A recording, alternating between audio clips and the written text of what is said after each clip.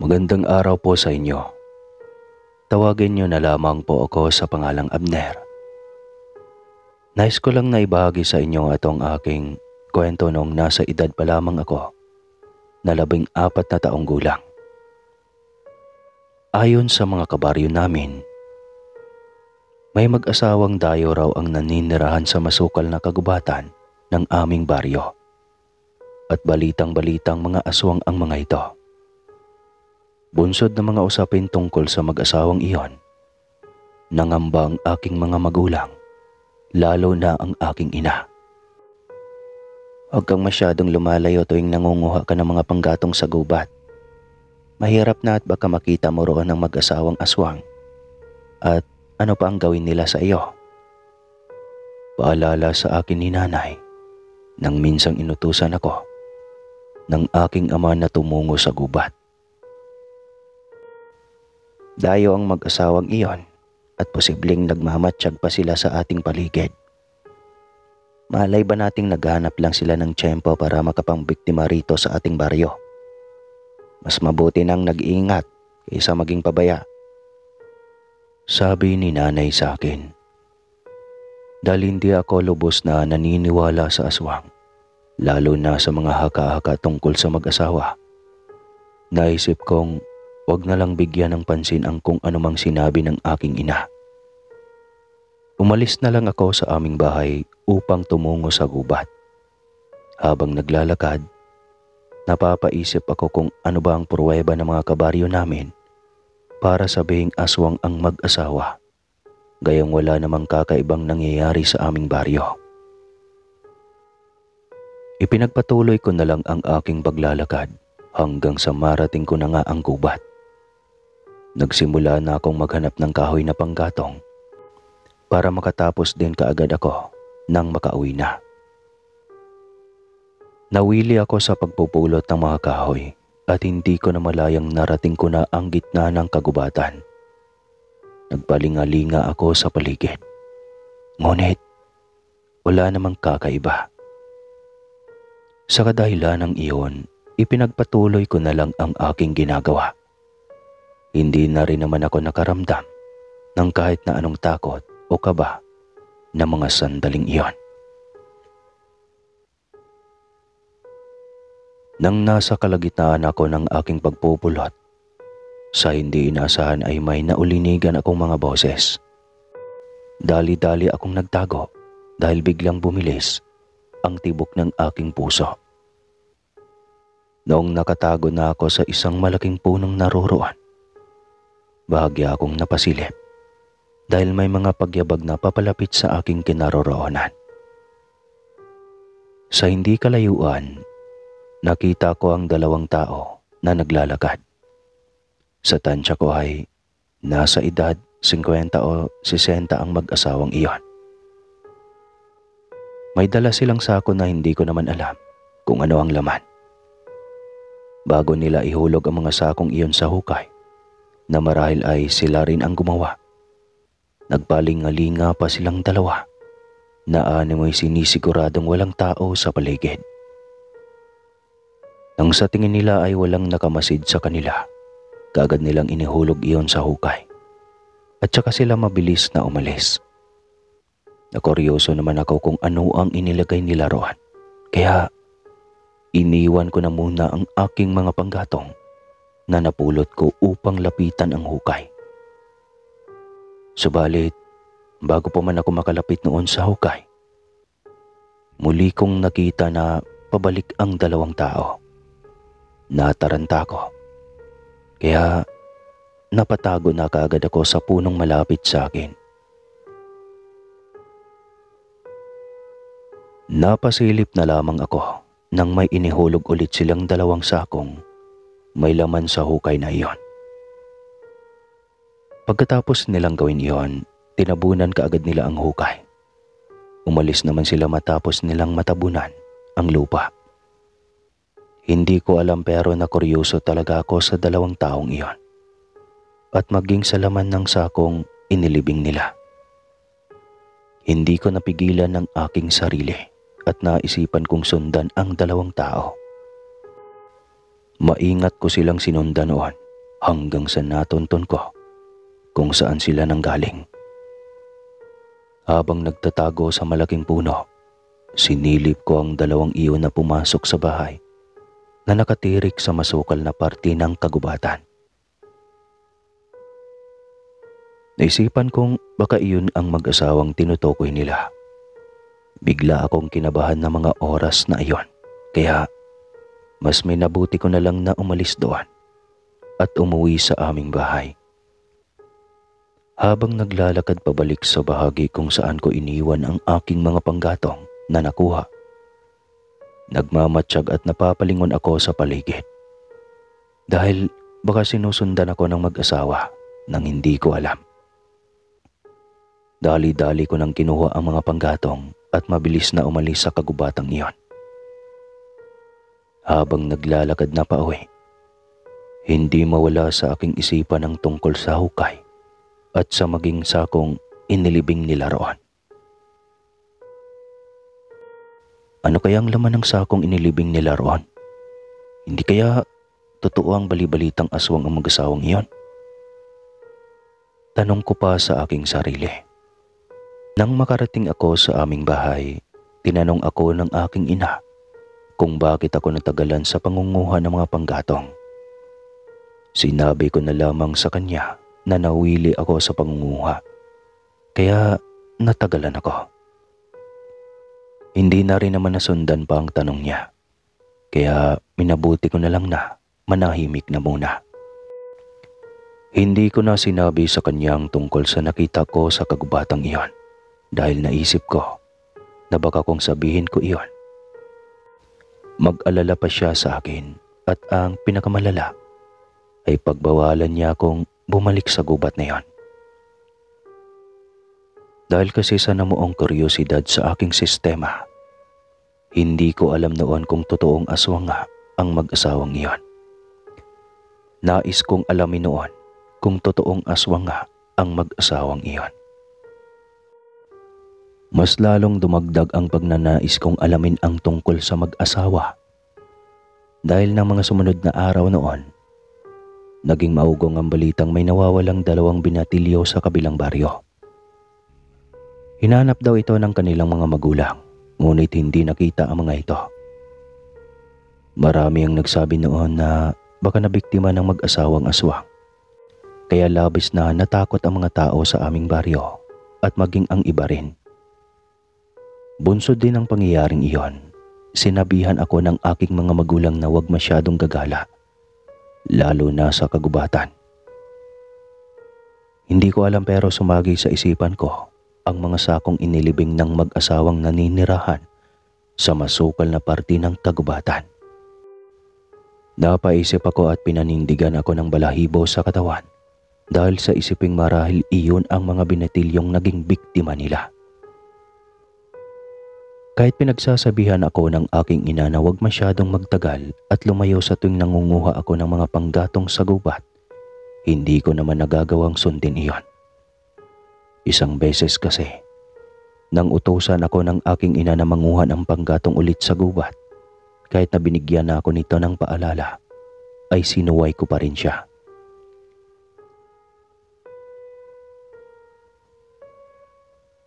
Pagkatapos ko kasing mag-ipon ng mga kahoy noon, hindi pa agad ako umuwi sa aming bahay.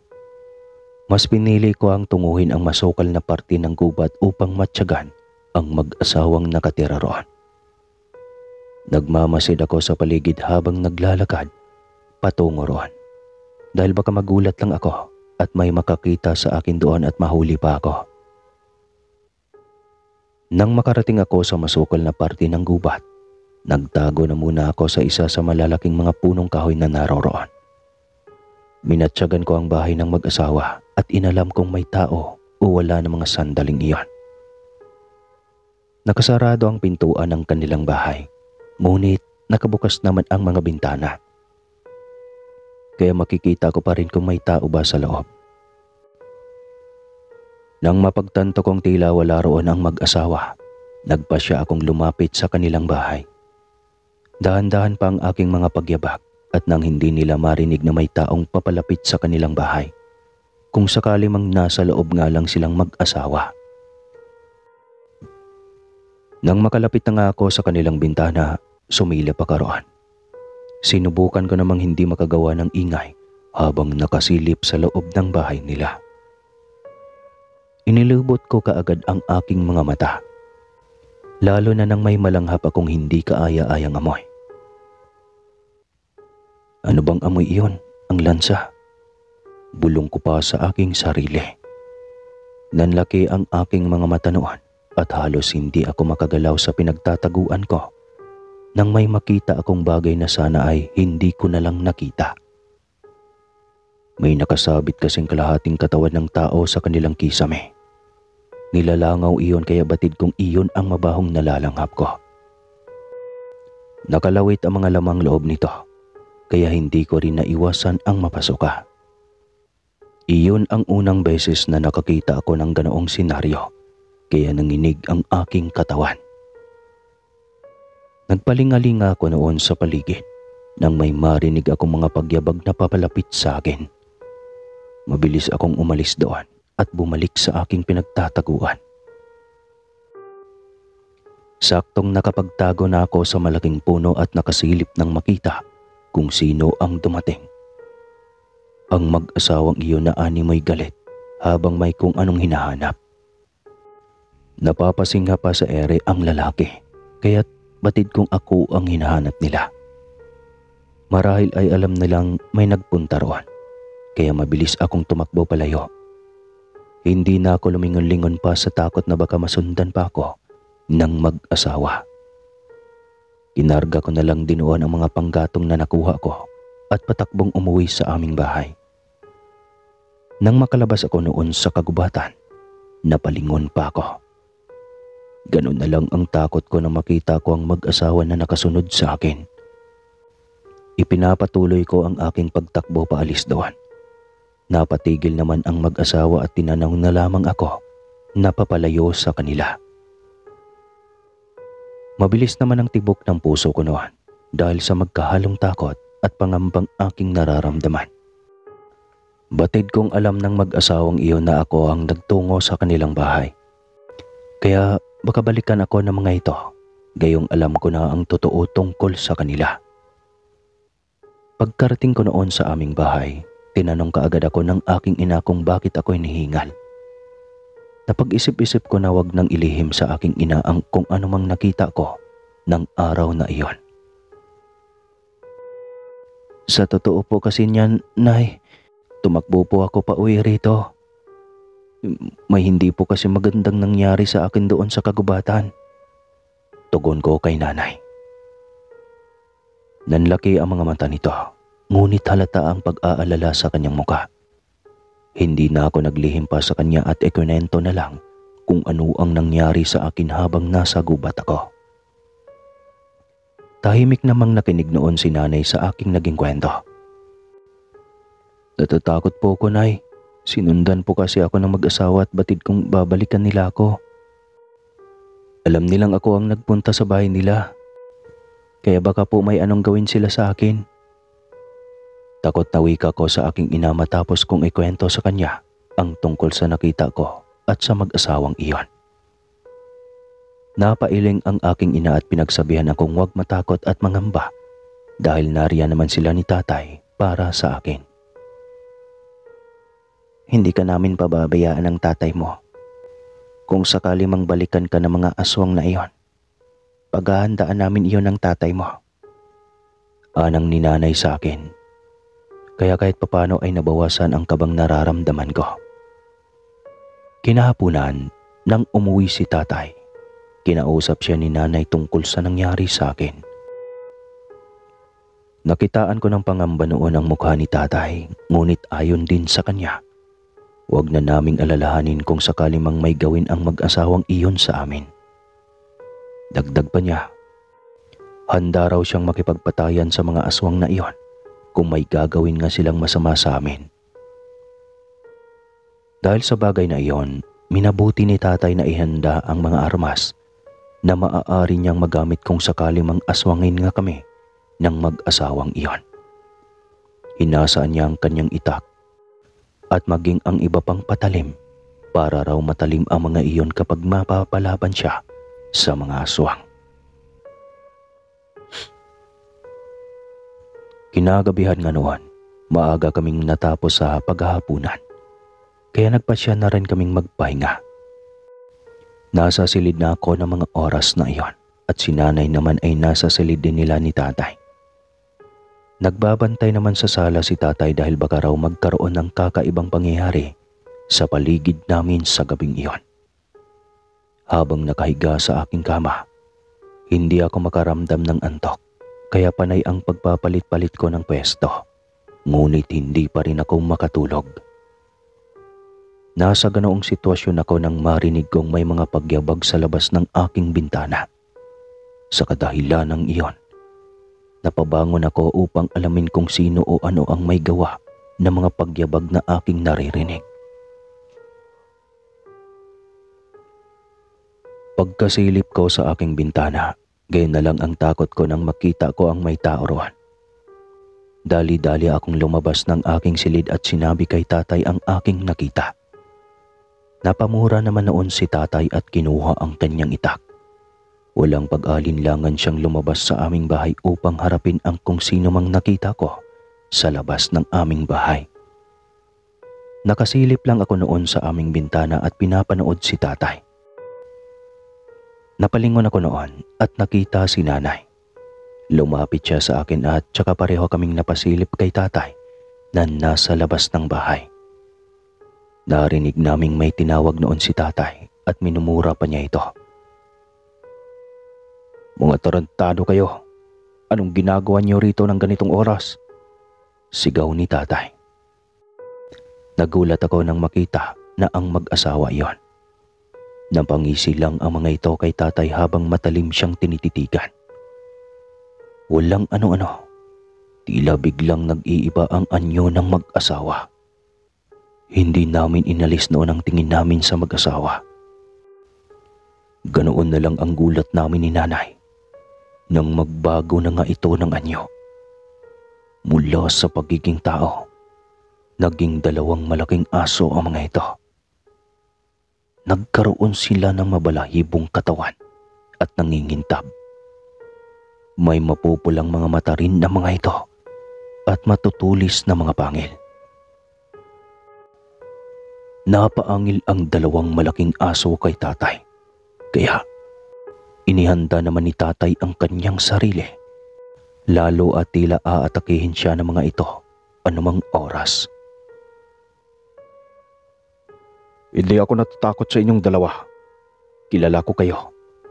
Kaya kapag may nangyaring hindi maganda sa gabing ito, alam niyo na kung ano ang mangyayari sa inyo kinabukasan." Sigaw pa ni tatay sa dalawang nilalang. Napaatras naman ang mga ito at nagkatitigan pa silang dalawa. "Alam ng anak ko na mga aswang kayo. Alam niya ang bahay ninyo. Kaya bukas na bukas din, kukuyugin kayo ng mga taong bayan dahil sa pagiging aswang ninyo." Dagdag na sigaw pa ni tatay. Wala namang nagawa ang dalawang malaking aso kung hindi angilan lang ang aking ama. Tila nagdadalawang isip din ng mga ito na atakihin si tatay dahil sa mga sinabi niya sa mga ito. Hindi pa rin naman naging kampante si tatay ng mga oras na iyon. Sa hindi inaasahan, paunti-unti namang napaatras sa mga ito. Mabilis itong tumalikod kay tatay at tumakbo papalayo. Hindi na sila lumingon pa kay tatay hanggang sa mawala sila sa karimlan. Pagkatapos noon, pumasok si tatay sa loob ng aming bahay nang makaalis na ng tuluyan ang dalawang nilalang. Hindi niya inasahan ang pangyayaring iyon dahil kitang-kita niya sa mga mata ng mga aswang na gusto ng mga itong atakehin siya. Laking pasalamat na lang ni tatay dahil nagkaroon siya ng tapang na harapin ang mga ito at sabihin ang mga bagay na iyon. Tinanong ko naman kay tatay kung bakit umatras ang mga aswang. Ayon sa kanya, ganoon daw talaga kapag kakilala ng mga tao ang mga aswang. Nag-aalangan na silang gawan ng masama ang kung sino mang nakakakilala sa kanila dahil takot daw sila, lalo na kapag nasugatan. Kapag ganoon kasi, posibleng ikamatay nila kapag pinuntahan sila ng mga taong nakagawa ng malalim na sugat sa kanila. Lalo na kapag kakilala sila nito, dahil pwede nilang ikamatay ang bagay na iyon. Napatango na lamang ako noon at hindi na nagtanong pa. Nagpasya na lang din kaming magpahinga ng gabing iyon dahil kampante na kaming hindi na babalik ang mga aswang na iyon. Kinaumagahan naman noon, pinuntahan ni tatay ang bahay ng mag-asawa sa masukal na parte ng gubat. Subalit ayon kay tatay, pagkarating niya sa bahay na iyon, wala na siyang naabutan pang tao roon. Maging ang mga kagamitan doon, wala na rin. Kaya posibleng umalis na raw ang mag-asawa sa bahay na iyon. Dahil hindi ko naman nasabi sa aking mga magulang ang tungkol sa hukay at sa inilibing na sako na nakita ko noon. Hindi na rin ako naglakas ng loob na alamin kung ano nga ba iyon. Mas minabuti ko na lang nakalimutan na lang ang tungkol doon. Simula naman noon, tila naging payapa na ang aming baryo at maging ang mga karatig baryo namin. Sa paglipas ng araw, tila paunti-unti na ring nalilimutan ang kwentong tungkol sa mag-asawang aswang nang minsang namamalagi doon sa aming baryo.